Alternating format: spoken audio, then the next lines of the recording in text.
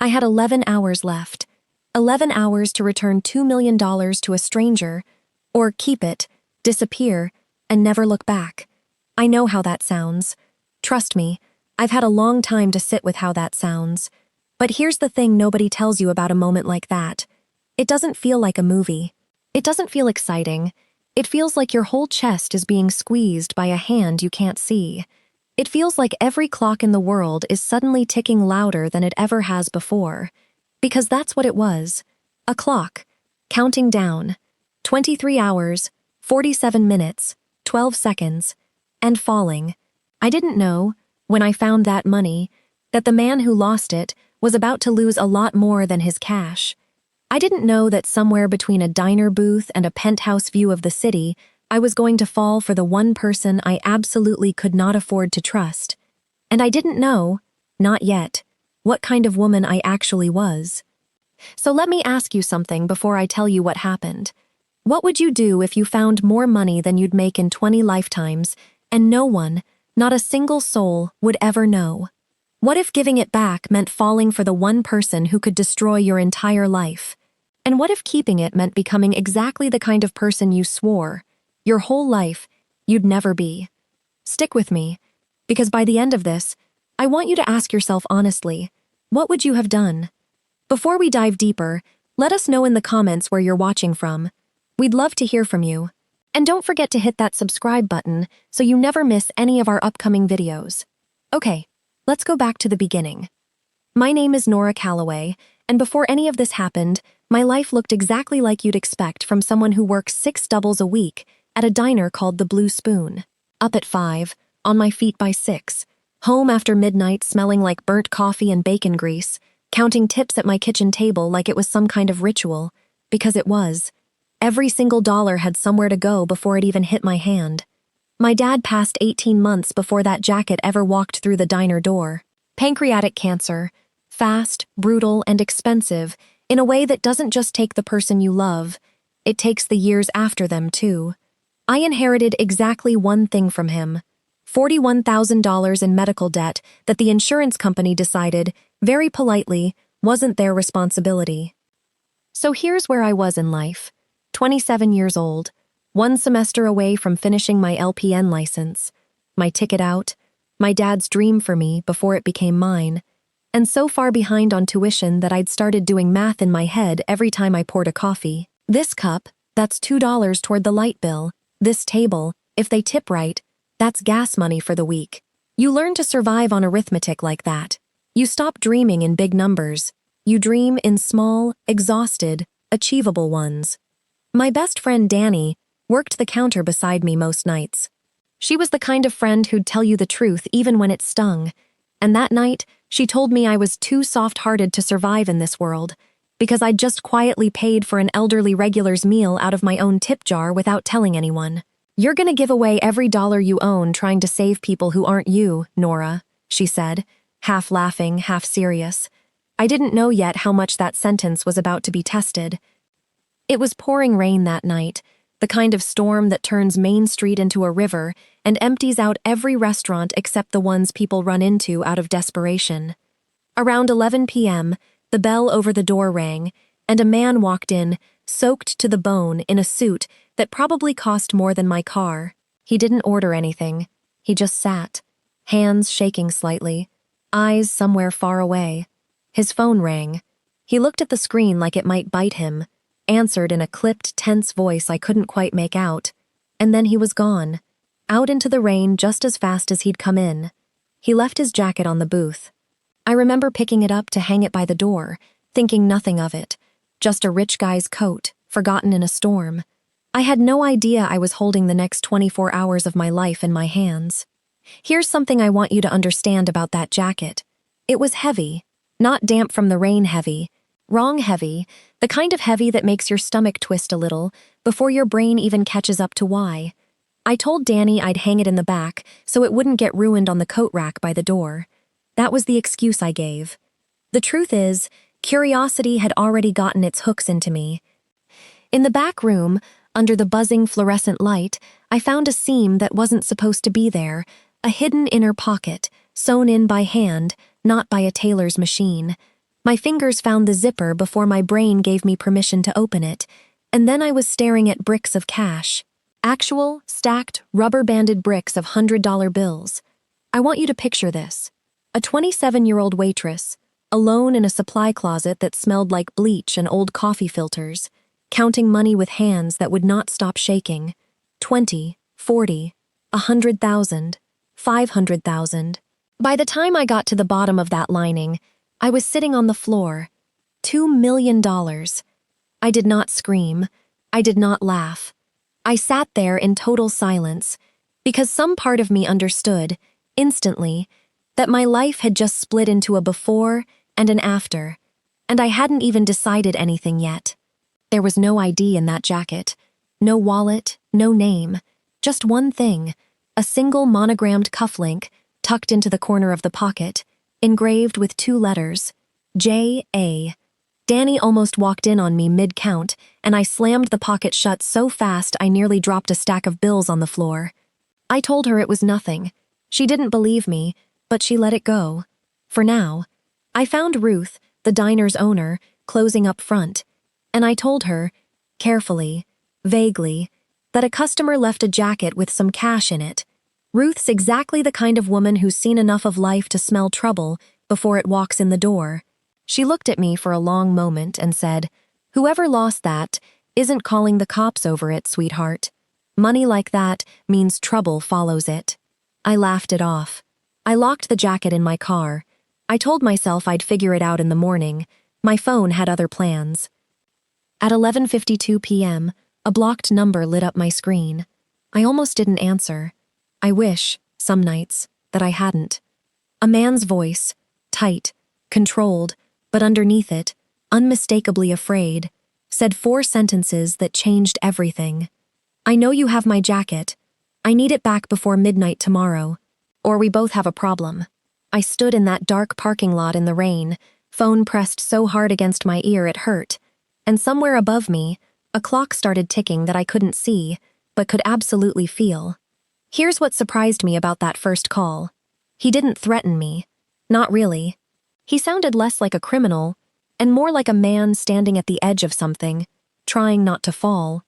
He told me, carefully, in pieces, like a man rationing information, that the money in that jacket wasn't clean in the eyes of certain people, that if it wasn't back in his hands by a specific hour the next night, people far worse than him would come looking, and they would not, in his words, ask nicely.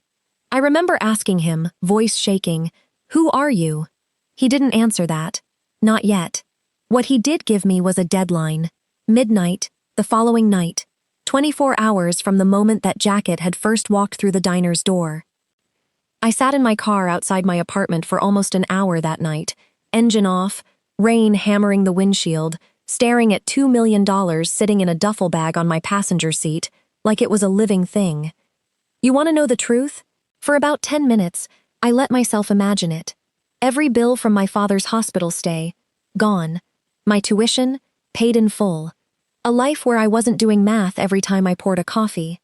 Then I imagined a man, desperate enough to call a stranger at midnight, showing up at my door instead of the police showing up at his.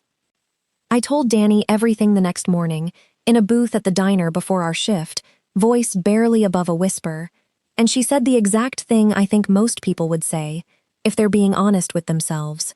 "Nora, that money could change your entire life. He will never know it was you."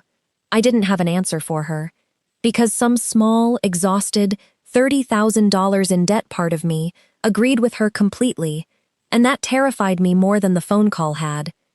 I decided to meet him, not to hand it all over. Not yet. I brought half the jacket's contents in a bag, kept the rest locked in my apartment, and told myself it was smart. A test. If this man was who he said he was, half would be enough to start the conversation. If he was dangerous, I wanted a reason to run. We met in a parking garage 2 blocks from the diner, streetlights buzzing, my heart going so hard I could feel it in my throat. And when he stepped out of the shadows, I realized 2 things almost at the same time.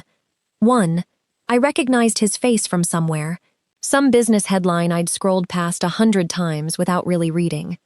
2, he did not look like a criminal. He looked like a man who hadn't slept in days, exhausted, guilty, human, in a way I didn't expect.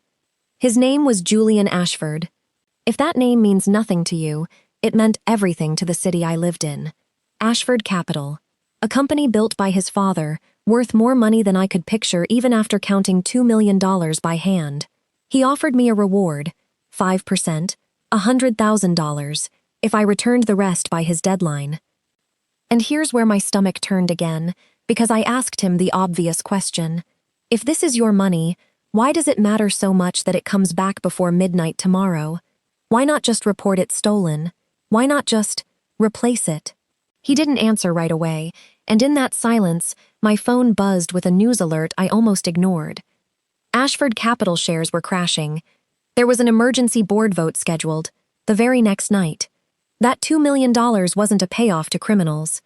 It wasn't stolen, not exactly. It was collateral. A weapon in a war I didn't understand yet, a war Julian Ashford was about to lose to his own brother. Julian asked me to see the other side, as he called it, to prove he wasn't lying, and God help me, I went. I want you to understand the whiplash of that night. A few hours earlier, I'd been wiping down a laminate countertop with a rag that smelled like bleach. Now I was standing in a penthouse with floor-to-ceiling windows, looking down at a city that suddenly looked very small. He showed me documents, bank records, emails, the paper trail of a betrayal I didn't fully understand yet, involving his half-brother Desmond. There was a moment, I won't pretend there wasn't, where the tension in that room stopped being about money entirely, where we were just two exhausted people standing too close together, and for 1 second, I thought he was going to kiss me. I thought I might have let him. His phone rang. Desmond's name lit up the screen, and whatever Desmond said on the other end made Julian's whole body go rigid. That's when the fairy tale cracked a little, because the truth, it turned out, was messier than good man, evil brother. That $2 million had been moved off the books, quietly, deliberately, to keep it hidden from an internal audit. Returning it would save Julian. It wouldn't necessarily make him innocent. I remember standing at that window, city lights spread out below me like scattered coins, thinking, am I helping a good man survive? Or am I helping a rich man cheat a system that never once, not one single time, cut me a break? That question followed me home. It followed me into my sleep. It was still there when I woke up with less than 16 hours left on the clock. I went back to work the next day because, frankly, I couldn't afford not to. You'd be amazed how normal a diner shift feels when there's $2 million sitting under your bed and a stranger's entire empire hanging on whether you hand it back in time. Ruth noticed something was wrong with me almost immediately. She always did. She told me, while restocking napkin dispensers like it was nothing, about a decision she made for money once, decades ago, that she still thought about on quiet nights. She didn't tell me what to do. She just said, whatever you decide, sweetheart, make sure it's a decision you can still live with in 20 years. I was still turning that over in my head when the bell above the diner door rang, and a man in an even sharper suit than Julian's walked in and sat down directly across from me. Desmond Ashford. He already knew about the jacket. I don't know how. Maybe Julian let something slip. Maybe he had someone watching. But he knew, and he made me an offer that landed like a slap. Double. $200,000. Not to keep the money, to hand it to him instead of Julian. And then he told me his version of the story, that Julian wasn't the desperate victim I thought he was, that Julian was the one hiding money, covering up financial crimes, and that Desmond was the one trying to protect their father's company from ruin. I sat there with my notepad still in my hand, and for the first time since this whole thing started, I genuinely did not know who was lying to me. Before I could even process that, a woman in a plain gray coat sat down at the counter and flashed a badge. Detective Ochoa, asking careful, pointed questions about a large, undisclosed cash withdrawal connected to the Ashford family. This wasn't just a moral dilemma anymore. This was legal, real, the kind of thing that could end with my name in a police report instead of a bank statement. 12 hours left, and I had less clarity than I did when this whole thing started. I did something that night that surprised even me. Instead of running, Instead of hiding, instead of just picking a side because I was scared, I decided to find out the truth myself. I sat at my kitchen table with my laptop, the duffel bag zipped shut in the corner of the room like it was watching me, and I started reading everything public I could find about the Ashford family. Old news articles, company filings, a 3-year-old profile piece on their father, who'd built the company from nothing and died believing his sons would run it together. Danny helped me dig. A former Ashford employee she found through a mutual friend gave me the piece that finally made everything click into place. Their father's will had split the company evenly, fairly, between both sons, but Desmond had quietly forged documents to shift control almost entirely to himself, with a plan already in motion to liquidate the company, sell off the pieces, and walk away with a fortune, leaving dozens, maybe hundreds, of longtime employees without jobs. That $2 million wasn't Julian hiding crimes. It was Julian paying, in cash, off the books, for a forensic accountant brave enough to find and preserve the proof of what Desmond had done. Cash, specifically, because a digital trail could be erased in an instant by someone with Desmond's access. When I finally saw Julian again, hours before the deadline, he wasn't polished anymore. He was raw.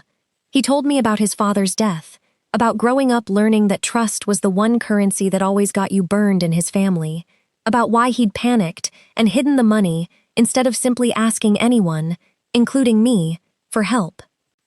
I believed him, not because I was naive, because for the first time, the pieces actually fit. And somewhere in that conversation, in that cramped, honest, terrified hour, I realized I hadn't just fallen into this situation with him. I'd fallen for him. The board vote was happening, right then. Across the city, in a glass building I'd never once had a reason to walk into, people were deciding the fate of a company, and Julian needed that cash, that proof, in that boardroom within the hour, or Desmond would win, and the truth would disappear along with it. I grabbed the duffel bag. I remember my hands were steadier than I expected them to be. I want you to feel this part the way I felt it, because it is genuinely the fastest hour of my entire life. Traffic that would not move, my phone battery bleeding out at 11%, a black car that stayed 2 lengths behind mine for 6 blocks that I am fairly certain, to this day, belonged to Desmond. Every red light felt personal. Every minute on that dashboard clock felt like it was mocking me.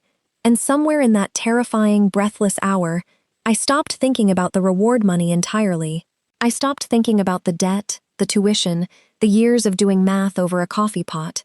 This wasn't about what I could gain anymore. It was about who I wanted to be able to look at in the mirror tomorrow. I made it. Barely. I walked into that boardroom with seconds to spare, dropped that duffel bag on the table in front of people worth more money than my entire hometown, and watched Julian lay out the proof in front of every single board member. The forged documents, the liquidation plan, the truth Desmond had spent months burying. I watched Desmond Ashford's face go from confident to pale in under 60 seconds. In the days after, Julian tried to give me that reward money anyway. $100,000, this time completely legitimate, completely earned. And here's the part I still think about most. I said no. Not because I didn't need it. God, some days I still needed it more than anything. But because somewhere over those 24 hours, the money had stopped being the point of the story. I didn't want to be paid for choosing honesty. I wanted it to just be the choice I made. A few weeks later, I got a call from my father's old hospital. My entire remaining balance, the debt that had been sitting on my shoulders since the day he died, had been paid in full. Anonymously, the woman on the phone said, "My tuition for my final nursing semester was covered the same week." I know exactly who did that. He's never once admitted it to my face, and honestly, I love that about him.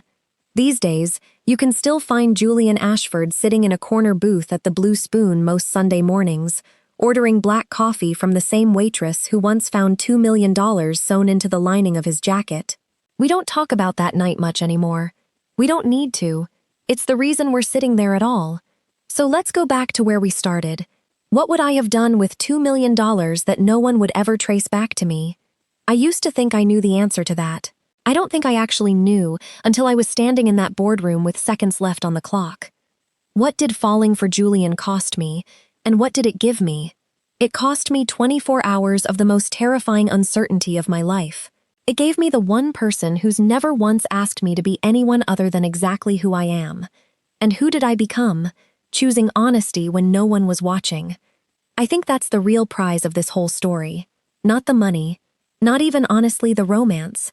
It was proving to myself, in the one moment it actually mattered, exactly who I was going to be.